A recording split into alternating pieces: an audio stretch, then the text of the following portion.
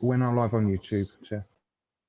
Thank you very much, Ed, and welcome everybody to this Cabinet meeting, 11th of November 2020. Very short agenda this evening. Next month's agenda will be a great deal bigger. Not aware that we've got any apologies. Do we have any apologies at all, Ed? None have been received, Councillor, none. Thank you. Thank you very much. We have minutes from our last meeting. That was a meeting held on the 14th of October. To be approved. Can I ask if anybody has any suggestions for amendments or alterations they'd like us to consider? No, in which case, can I take those minutes as accepted, please? Is it agreed? Thank you very much indeed. We have no intention to hold any part of this evening's meeting in private. As far as I'm aware, we have no deputations or public addresses, no public speakers. On our item 7, we have one speaker, which is Councillor Birch. Can I ask if there are any declarations of interest from members of the Cabinet? Nope. No, thank you. We have no issues this evening arising from overview and scrutiny committees. So consequently, let's go to our main item, which is item 7. This is finance monitoring to the 30th of September 2020. As I say, we've one speaker in a moment, which is Councillor Birch. But initially, Brandon, if I can hand over to you just to take us through the highlights, that would be great. That's great. Thank you, Chair. So this report provides Cabinet with a budget monitoring information up to the end of September 2020. The budget forecast variance for 2021 now stands at 0. So according to the report, we've still got about 146,000, but it is actually at 0 now, which with all the grants we've received from the government has helped us out no end to bring us back to a level playing field. So we're pleased to say that we've got that money in. There's still other money coming in at the moment, obviously with business grants, which we are working through at the moment, ready to hopefully go live on Friday, but at Monday at the very latest. So if any businesses are listening this evening, and they need help, is to best go to have a look on our website this evening, get the early details, and then hopefully start applying again on Friday. But as I said, there's a few things we need to change and update on there. So it could be Monday at the very latest before we're live. But please try on Friday, and then if not, try Monday, and it will definitely be up and running. So just a bit of information there, Chair, for the grant system. The report details the areas where we're suffering cost pressures, as I've noted over the last 6 months, obviously in housing, environmental health, revs and Ben services.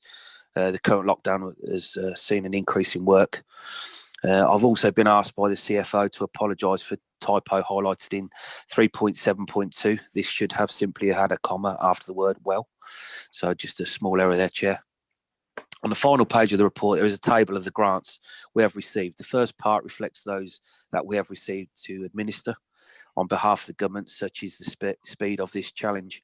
I can only already advise that we have received a further 2.9 million to distribute the grants during the current lockdown. So again, that will be all available online come Friday and Monday at the very latest. On the business rate relief funding, which we had already provided, a revised bills was light, and the government has yesterday topped up with a further 7 million. So again, we're not out of pocket there. The government are making sure we're fully funded to make sure we don't have any massive holes in our budget for this financial year. So it's gratefully received from the government on that one. So the recommendations are at 2.1 to 2.6. This month, apart from the standard recommendations, I'm seeking to have an agreement to fund the development which we have approved at Cabinet through Housing Revenue Account, rather than an external funder, which will reduce the overall costs of the scheme, along with an initial allocation of funds to continue our street property acquisition programme. Both of these will be funded from the £50 million budget increased approved by Council. The first recommendation is to note that ordinarily our CFO and finance team would bring any request via funds from one area to another. However, under the current circumstances, the CFO and Section 151 does have emergent powers, which is highlighting that there will now be a need to move COVID funding from central budget, where it was received, to the relevant services areas incurring costs or suffering from loss of income. This will enable a better budget control by the respective services areas for the remainder of the year.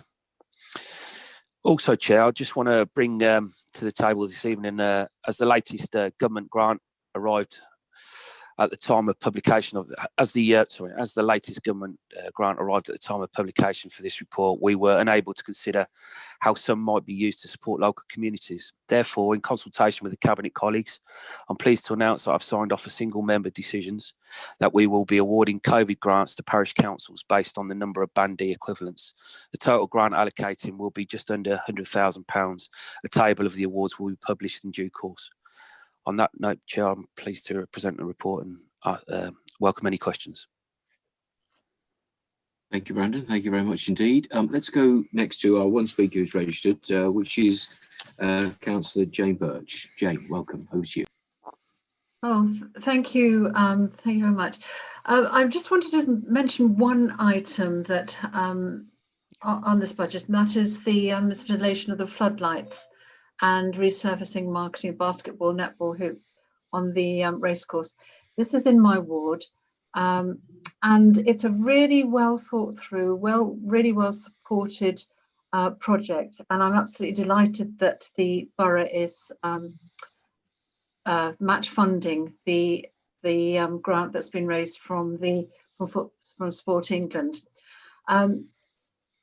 There's great plans for the racecourse. The local Friends of the Racecourse group, the borough-supported Racecourse Management Committee, and other residents' associations and groups in the neighbourhood plan have all agreed, sort of in principle, to pursue sort of a proposal that the racecourse becomes the main sort of sports park for the town. And this is in early stages, but I just wanted to flag up to you that a grant like this and work like this on the basketball courts, which are really, really well used at the moment, despite the state they're in. This is something that is sort of generating a huge amount of interest and a lot of support from all the local teams. And I see it as an opportunity to really look at the facilities for the whole of the race course. During the summer, during lockdown, there's been probably over 1,000 people up there at the weekends. Football teams from Birmingham, from all over the area, come and play on the race course. There's everything. There's bowls, rollerblading, American football, tennis, obviously, football, basketball, and it's really well used. So something like this is a real boost, and I thank you for that. Thank you for the support, and it'll make a huge difference. So, hope in future that there'll be some interest and support for developing further the sports facilities on this major park. So, thank you very much. Thank you, Councillor. Yeah, if I just come back on that, Chair. The racecourse is a great facility for sport. I used to play on there many, many years ago in my youth. I used it for football, but again, also in the summer, there was always a get together with the cricket as well. The Afro-Caribbean cricket team used to play there many, many years ago, and it used to be a yearly thing, which was a great thing for the whole community to come together. So, hats off to the Friends of the Racecourse and to Mike, Councillor Hallam and Councillor King, because they've put a lot of work into them areas as well with the parks and community gatherings. But also, to the councillors around that area as well, to making sure it's highlighted that it needs work doing. And I'm pleased to say that we can support that, and going forward, hopefully there'll be a bit more support there for them as well. Thank you, Brandon. Okay. Any other comments that anybody else wants to make? Any questions for Brandon, or does anybody else want to comment on the on Jane's points about the racecourse at all? Happy to chip in, leader. Just really to pick up on one sport that Councillor Birch missed, which I'm a big fan of, is obviously Gaelic football and Gaelic sports. So it's great to have such a diverse range of sports and communities using all of that, using all of those facilities. And the Friends of the Racecourse and the Park Management Committee have done some sterling work here, which has been led by them. It's not been something that I've been really tinkering with. It's the ideas have come from the people on the ground, which is the best place to get them from. And I think it's going to be a real benefit to the racecourse, and long may it continue to play its role in Northampton's life. Brilliant. Thanks, Mike. Phil, you're going to make a comment, I think? No, I agree entirely with what Mike says. I mean, it is a fantastic open space that is used by many people for sports of so many varying sports as well. And it's used throughout the year. It's not just the winter or summer. It's an absolutely great facility. But we do have one embarrassment, I believe, and I'm sorry to say, and that is the changing rooms. We really, I think, Chair, while fully supporting development of sport and it being used as a sports hub, I do think that when you've got people coming to Northampton from, as Jane says, from Birmingham and wherever, and people coming from Luton to play the Gaelic football, etc., I do think we really, sooner or later, must do something with those changing rooms. They spend more time shut than they do open. And I think, you know, not only did this council, but the FA invested significant money in that facility. And I do think we need to get the whole thing addressed and bring that building back into proper use and continual use, and provide the facilities that support the sports that we all wish to see develop on the racecourse, Chair. Thank you. Thank you very much, Phil, for your comments. Not sure if anybody wants to respond specifically on the changing rooms. I think that's something that I've heard before. So I believe there may be some thoughts about enhancements there. I don't know. Perhaps we'll, Jane, you wanted to chip in with a comment, then I think Anna will come in again. Yes, I'd forgotten actually that one of the things that I'd really like to follow up on with perhaps around the changing rooms, there are no toilet facilities on the racecourse. The Umbrella Fair organisation at the Pavilion do have public toilets there, but they're not always open. And the one thing that did strike me over the summer when the racecourse was really heavily used by families, people of all ages, people travelling from from a distance, we have no public toilets, and I think that is a huge omission in the offer that we have to our public and to our visitors and to our residents. So this is something I'd like to follow up. I think we've already had a conversation with Councillor Larritt about this, and if we are welcoming people to our town, I think we ought to be providing more facilities for them, and that's certainly supported by many of the people that use the racecourse regularly. It is something that we are falling short of at the moment, I believe. And you're going to make comments, I think.